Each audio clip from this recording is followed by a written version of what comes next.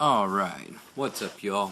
Alright, I am actually going to do a video here on how to take your gold jewelry and make it brand new looking again with using a Dremel. So I think a lot of you are probably fairly familiar with what a Dremel is, but if you're not, just to let you know, it's basically a rotary tool, a multi-tool. You can use many different attachments and do a whole ton of different things. It's an awesome tool. It's amazing. It's great for do-it-yourself types, handy people. Just an awesome tool in general. But today I'm going to use the Dremel tool and use a buffing pad on it. And with the buffing pad, we're going to take a piece of gold jewelry and make it brand new. So I'm going to show you how to do that step by step. So I got before me here, I got the Dremel tool. I have right here some buffing compound, which you can buy at a hardware store like Lowe's or Home Depot. That's where I got this. This specific one is called White Rogue compound, which is my preferred and favorite. It actually works best with white gold, but it does work just fine with gold jewelry.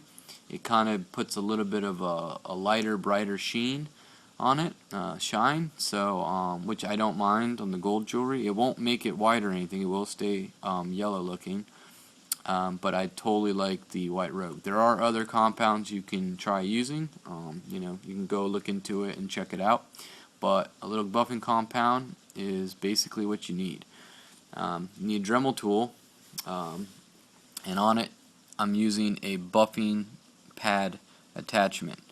So here's basically what a new buffing pad looks like. This one I think is a little bit bigger. It doesn't really matter the diameter, how big it is, but yeah, whatever size is okay. You don't want to go too big though, so it's easier to control. So what I got on here is pretty good for the type of jewelry I'm going to be working on.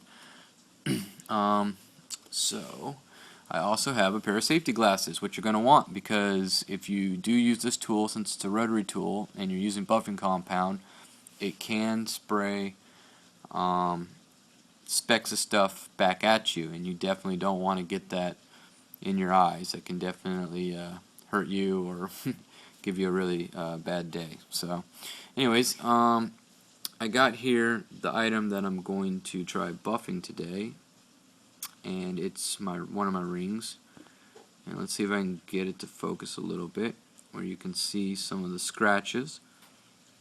It's not in horrible condition or anything, but I've buffed it before, but all jewelry when you wear it is going to wear out and get scratches and things on it. So I'm pretty sure you'll be able to see the difference. I'll probably take some photos too, so you can really see the difference. It definitely makes a dramatic difference. It will make it look pretty much brand new. So let's go ahead and get started. Let's get these safety glasses on. Alright. Okay, another thing too, you may want to use potentially some gloves. I'm not going to use gloves today. I'm a little bit more careful. And it's mostly because when you use this buffing tool and you put a lot of pressure on here, when it turns, it will actually build up quite a bit of heat and it can literally burn you. So you just need to be careful and give it some time in between to cool off. So just keep that in mind. But you may want to wear some kind of gloves or something. I'm definitely not going to do that right now. I've done it before without it. So don't need necessarily, since it's a buffing pad and not something like a saw, it's not going to like cut you or anything. Alright, so I'm going to open this up. Let's get going. You don't need much buffing compound, just a little bit. So I'm just going to put a little bit on, like that. Just a little bit. Let's see if I can do this. And then you just hold this firmly and apply some moderate pressure, not too much. Unless it's got really deep scratches, you could try putting a lot more pressure, but you just want to evenly go across the surface area. And use the curves of the pad to get into different areas of the ring, like this.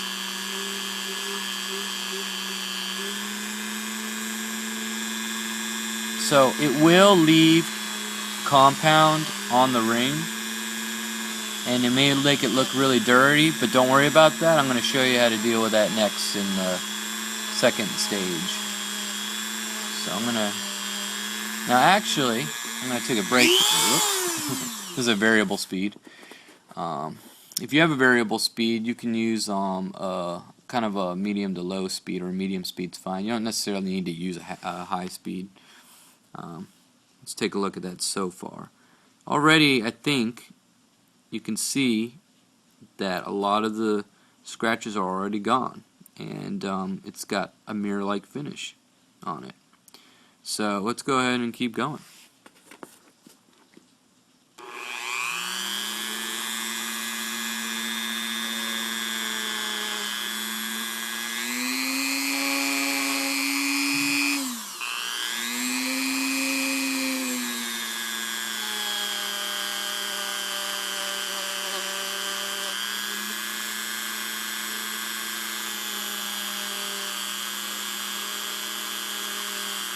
If you do hit your finger with this pad, it will not hurt you.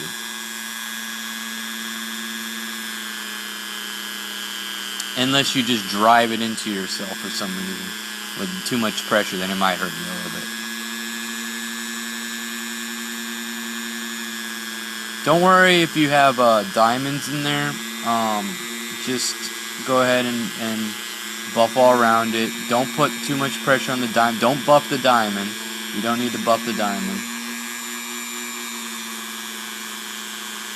So I'm just buffing the whole setting area around the diamond, which is actually white gold. Just like this. Buffing compound may get inside there, but don't worry about that. I'll show you how to deal with all that.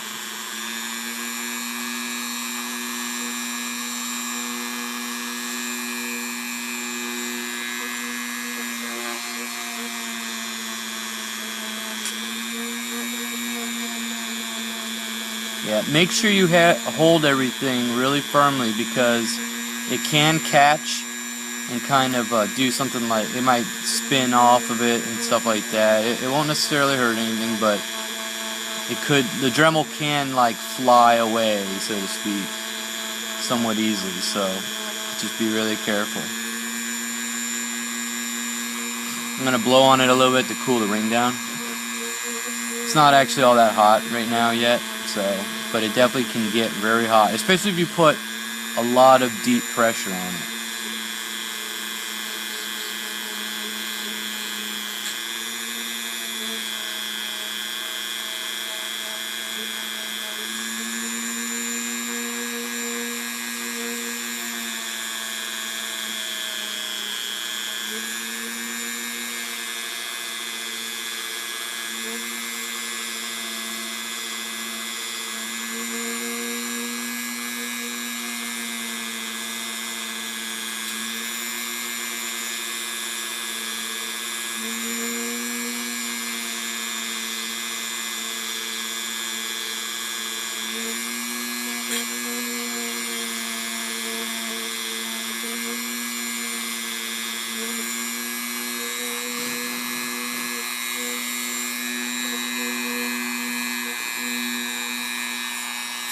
I hope that's not too out of focus. I'm going to try to fix that a little bit.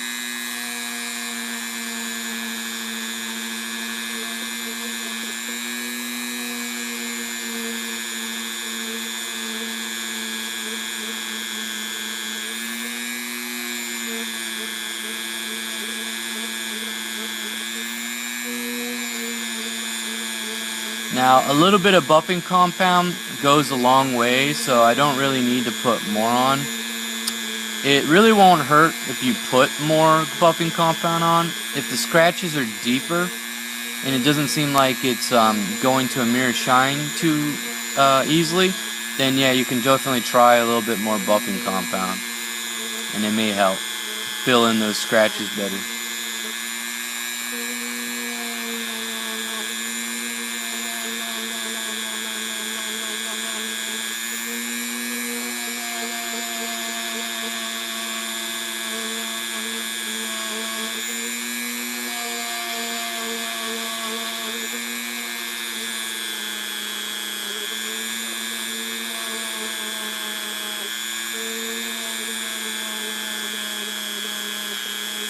Oh, and by the way, since I don't have a really good work area here on that, what I did was I put cardboard down so that any kind of like material that might kind of fly around doesn't get on anything important. Okay, I think I got every area. Okay. I'm gonna take a look at this. Okay, I did miss a spot.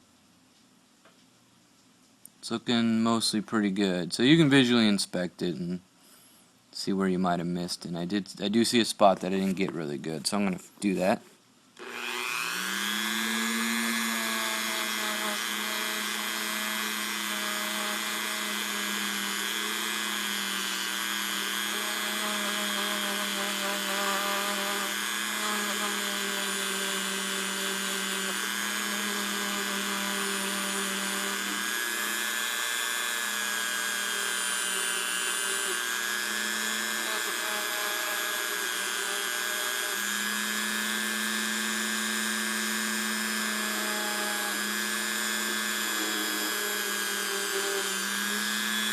I may do another video to show how to do bracelets. With bracelets, you need to be a little more careful because it can catch on to the rotation of the tool. But there's a trick to it where you you move it in the direction where the rotation pushes out so it doesn't try to snag it and come towards you. You kind of work it outwards with the rotation going outwards to kind of give you an idea. Okay, I'm checking it out. Let's take a look up close if you guys can see this. See if I can refocus this. And you can kind of see already it's looking a lot shinier.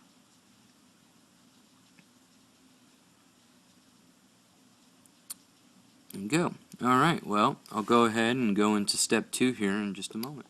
Okay guys, step 2, after you buff the ring, is to put it through some jewelry cleaner. You can use any old jewelry cleaner. If you don't have jewelry cleaner, you can use some dish detergent actually, and it works pretty well at removing the buffing compound. If the buffing compound is really thick and embedded like between the diamond and things like that where the setting is, you may need it to soak for a while to really help penetrate the compound so that it will break up. You can use for sure an ultrasonic jewelry cleaner, which would be really nice if you have one, but it's not necessary. So I got the ring here, and I got some. Unfortunately, I don't have jewelry cleaner. I used to work with jewelry a lot more. There was a time I had a jeweler's license and actually worked with jewelry a lot, but I don't really have all that. But I do have some dish soap. I'm just going to put it in, switch that around. Really easy. And luckily I didn't get too much compound on this ring, which is awesome. So I'm going to let it soak for just a moment or two, and then actually you can take a small brush like a toothbrush, and you can even brush it around and everything to get the buffing compound out. But basically that's all you're trying to do, is just remove all the buffing compound, and after that you just want to dry it and you'll have a brand new ring. So I'm going to go ahead and do that now, and I'll show you what it looks like. Alright guys, well, I took it out of the soap and gave it a good extra scrub. I just had to use my fingers on it really. This didn't have too much deep compound, but sometimes it can kind of cake on, so you do want it to soak. An ultrasonic cleaner is fantastic. Using brushes helps. It's all totally fine until you get all the buffing compound off. But once you're done, you got yourself a beautiful, brand new, shiny piece of jewelry. So there you go. Oops. Show you. See if I can get a little bit closer.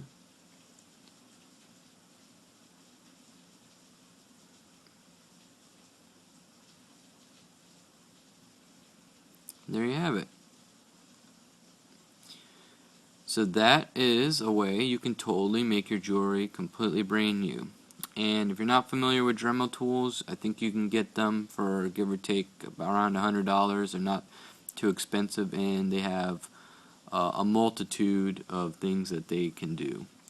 So thanks for watching. I hope this helped you out.